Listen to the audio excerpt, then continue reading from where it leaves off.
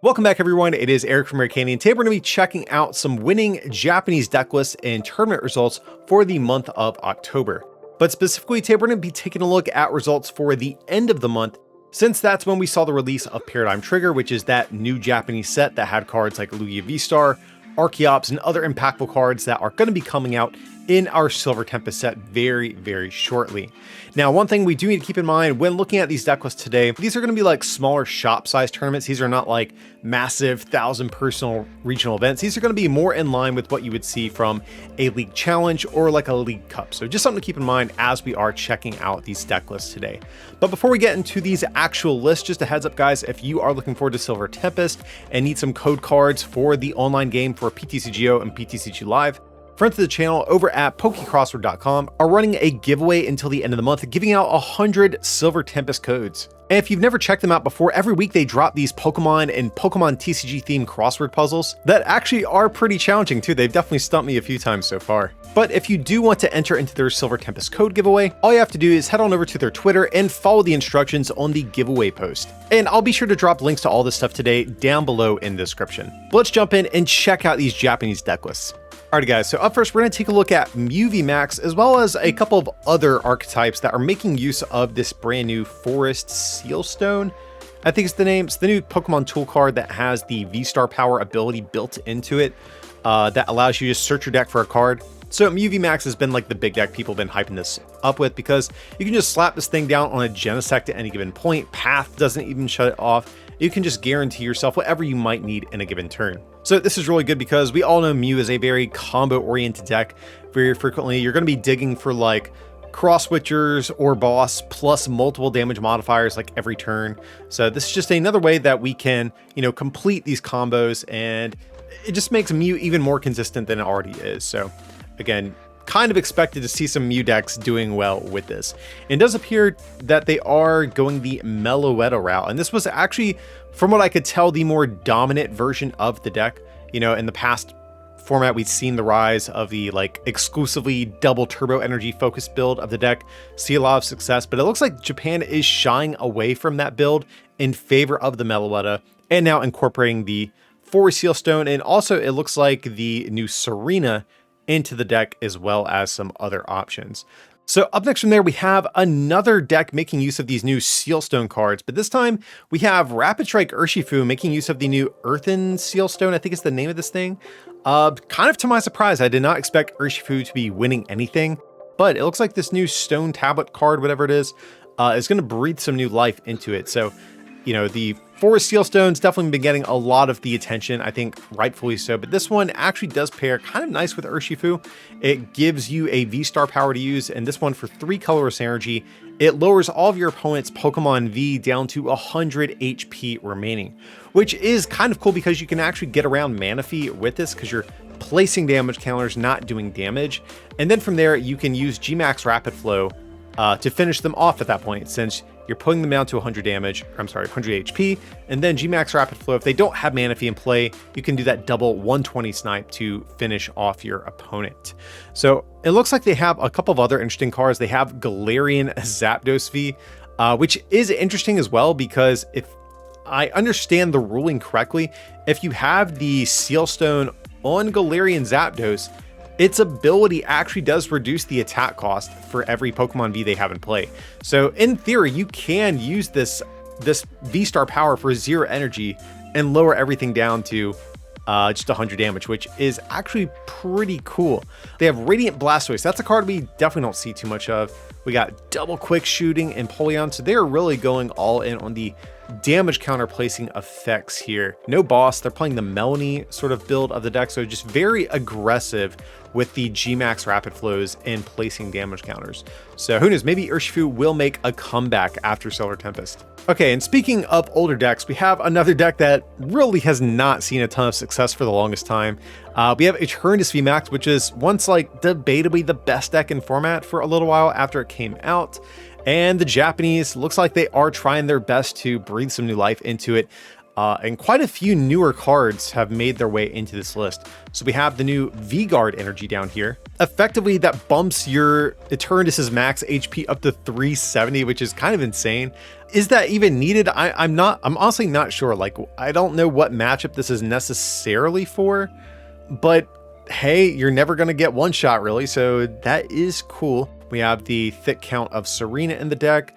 You can see they also have the 2 Forest Seal Stones as well. Makes sense. Eternatus has been a deck that's never really had a V-Star power. Like, you could use things like Hisuian Samurai if you want, which I don't think is honestly bad either. But, you know, they're just trying to make their Eternatus deck be as consistent as possible, and this is a pretty good way of doing that. It is interesting, they're not playing any copies of Dark Patch, and it looks like instead they're focusing more on Galarian Moltres plus energy switches that cheat additional attachments. You can see they're also playing the 4 count of Lost City. So some interesting things going on with this thing for sure. You know, I like the Eternatus deck. I always thought it was fun to play. I was always a big Mega Ray fan of the past, so this deck I thought always kind of spoke to me a little bit. So I am curious to see if this will actually be, you know, decent once again, or if this win over there was just kind of a like a one-off random occurrence. But cool to see people dusting off Eternatus for sure. Okay, so next up, shifting away from some of these multi-prize decks, we have Hisuian Arcanine, but this is like, it almost kind of reminds me more of just like a Zoroark Toolbox that leans a little bit more heavily on Arcanine, but they do have a couple of new inclusions that I think are cool. They have the Primordial Altar.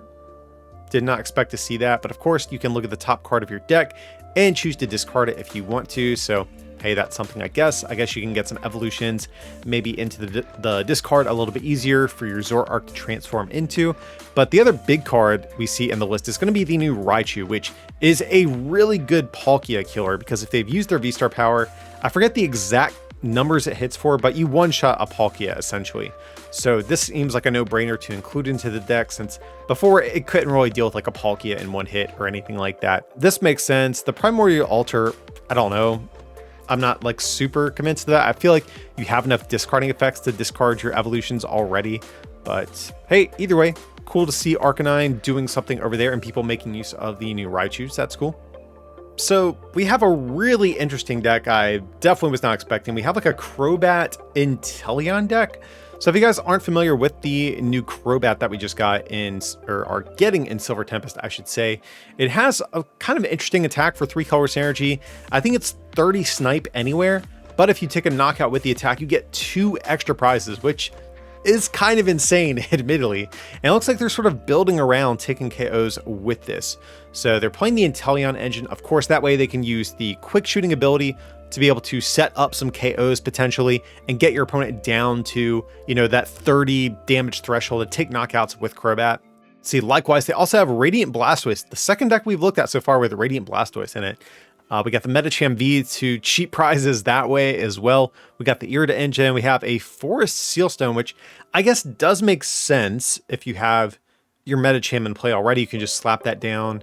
Super effective glasses. That's definitely an interesting inclusion. But yeah, very creative deck coming out of Japan. I'm not sure how I feel about this overall.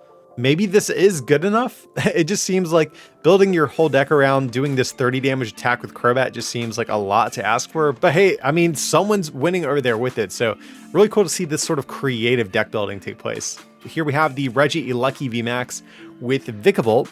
So the Regieleki VMAX, it makes your basic lightning Pokemon do 30 more damage, which kind of fixes or help fixes one of the big issues that Vikavolt V has had. 50 is a little bit shy of where we want in terms of our damage output.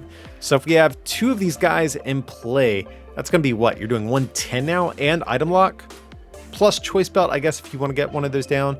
So that's cool. And now we also have the, was it the the Forest Sealstone as well, just to maybe help set up that item lock a little bit easier. Because the big play with this, especially if you're going second, you really need Melanie.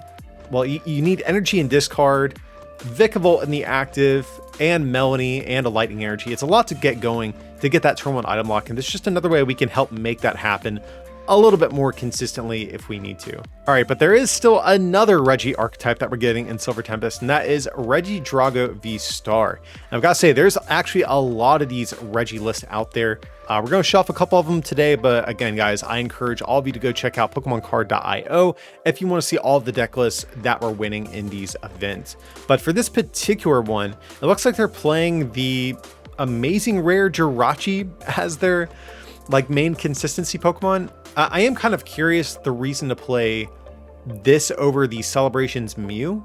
I guess with Jirachi, you can technically grab things like Gardenia and your supporters, whereas the Celebrations Mew would require something like Pokegear if you wanted to be able to do that.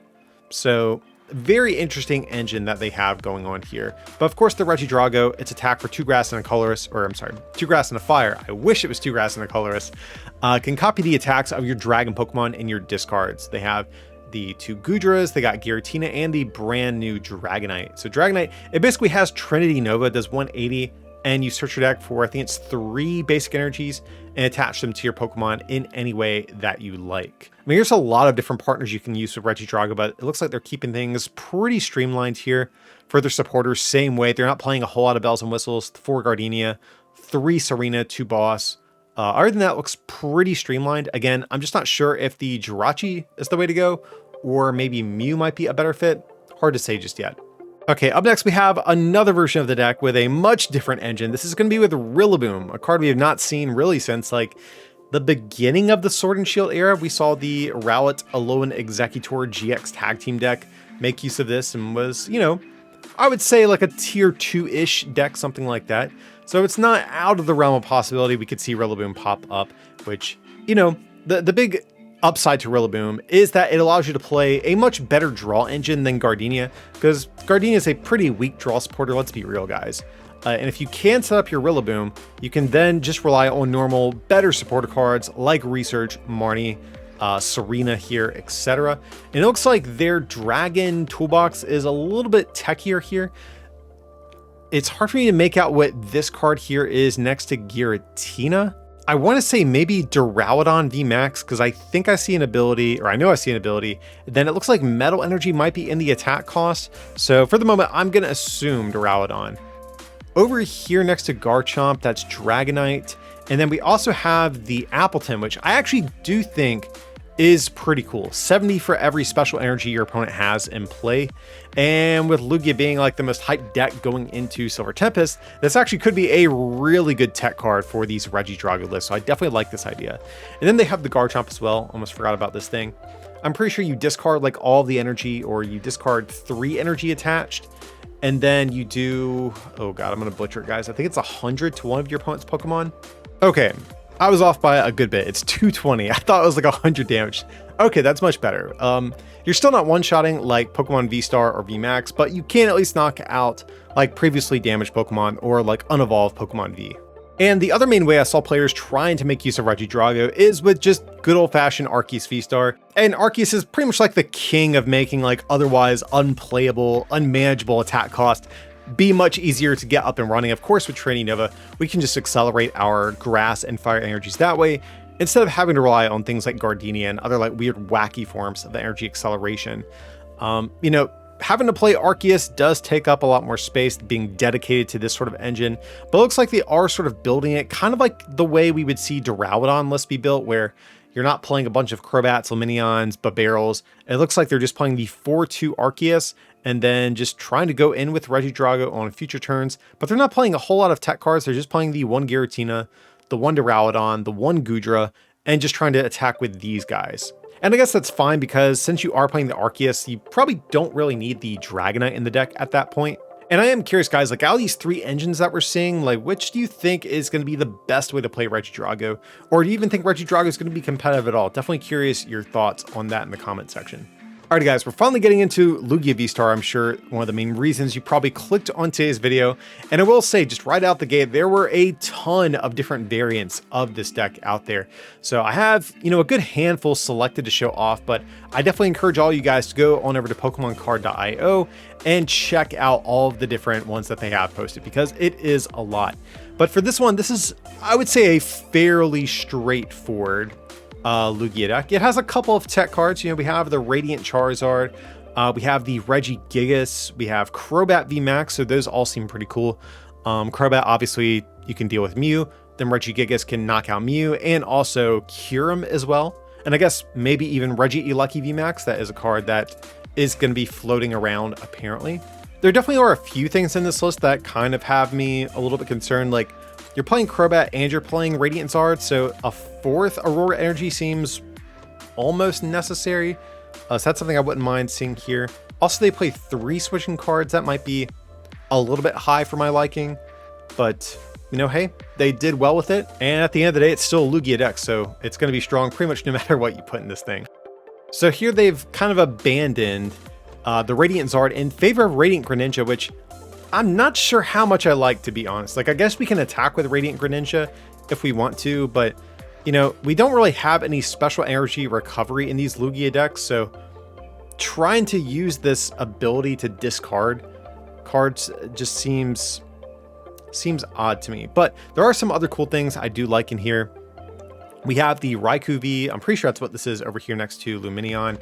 So obviously we can deal with things like Palkia and opposing Lugia decks, so that's cool. We have the amazing rare Yveltal, which I've seen in a ton of different Japanese lists at this point. So obviously has this massive annoying attack cost, but the trade-off is once you get this thing up and running, which isn't that hard, if you just have one manual attachment plus both of your Archeops, you can get powered up. You can take an instant KO, which is really good against Duraludon VMAX, which is a card that some of the Japanese are playing to try to counter Lugia, so you can get around wall Pokemon like that. They got their Drapion from you, and they also have a copy of Stoutland V, which is a card I actually wrote about in my Lugia article I dropped on Patreon like a week or two back. I think Stoutland in particular is kind of cool because it has this attack. I think the base damage is 40 if I remember right, or maybe it's 30. I forget. It's something like that. It's very low. But if you take a knockout with the attack on a basic Pokemon, I think it is, you get an extra prize. So this is a pretty good attacker against like the different Lost Zone decks, since you can take extra prizes whenever you're attacking with this thing. So another pretty popular way we've seen these Lugia decks go is actually to include the Single Strike energies and Gengar VMAX into their decks as well. And Gengar is pretty cool. It hits for 250 if you have 3 energy. So that's a little bit shy of where you want most of the time, but with Single Strike energies, you can creep up those damages by 20. These are effectively your powerful colorless energies, but only for your Gengars. So between these and your Choice Belt, you can take big one-hit KOs with Gengar. Also great against Mew VMAX as well, of course, since you are a Dark type. And much like the last list, they are playing Stoutland, but they're also playing Miltank, a very interesting card we have here in the deck. They got Radiant Gardevoir for a little bit tanking. And actually, just in general, it looks like they are, you know, I don't want to say a defensive deck because there's not really any healing, but, you know, they're shying away from like the heavy Choice Belt count, but instead they have the Gardevoir, they have the Big Charm.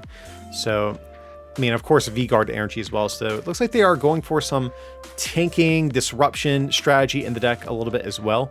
Okay, but speaking of the Single Strike engine, this is something I did not expect to see. We have Lugia VSTAR, but it's with Galarian Slowking VMAX. But Slowking, if you guys aren't familiar with it, its attack is dark colorless, does 10 damage, but your opponent is poisoned, and they take 12 damage counters in between turns for poison. So they got this guy. They have the Hisuian Sneasler, or Radiant Hisuian Sneasler. So they're taking 14 damage counters between turns, which basically means, like, if your opponent's a V-Star and they don't retreat, you effectively just one-shotted them, essentially. They also have the, I think it's the Galarian Breastplate, I think is the name of this thing. It increases the HP of your Galarian Pokemon it's attached to by, I want to say it's 50, if my memory serves me right. So they're trying to just tank, I guess, with this Slowking and just annoy their opponent with a bunch of poison. I do worry about cards like Big Parasol, however, and I don't see any like tool removal in this list. So if you do run into that, your whole poison strategy is just going to get ruined. But hey, it's definitely creative, if nothing else. And the last Lugia deck list I want to take a look at is actually not that relevant for a couple more months, just because we aren't getting the Luxray in Silver Tempest. It did get cut from our set, but it is a cool concept. I still wanted to show it off. So the Luxray, if you guys aren't familiar with it, if it's in your opening hand, you can actually start with it. So you can see they're not playing any Luxios or Shinx or anything like that. just because they want to start with this thing. And actually does give you a pretty good turn 1 out for your deck too, because it does 50 and you search your deck for 2 trainer cards.